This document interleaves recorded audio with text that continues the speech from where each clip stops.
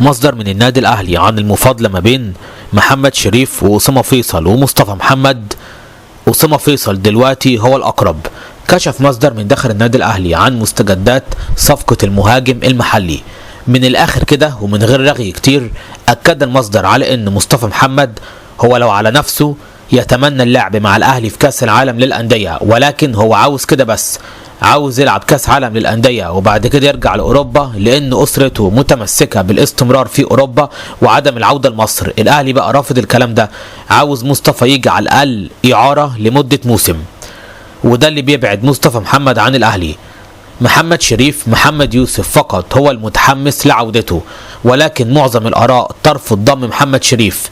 أما أسامة فيصل بقى يعتبر كده عليه شبه إجماع من مسؤول النادي الأهلي، خاصة كمان بعد تقرير لجنة الكشافين الأخير اللي أشاد بتطور مستوى اللاعب وبشدة منذ انضمامه للمنتخب الوطني، فبالتالي يعتبر دلوقتي على الورق أسامة فيصل هو الأقرب.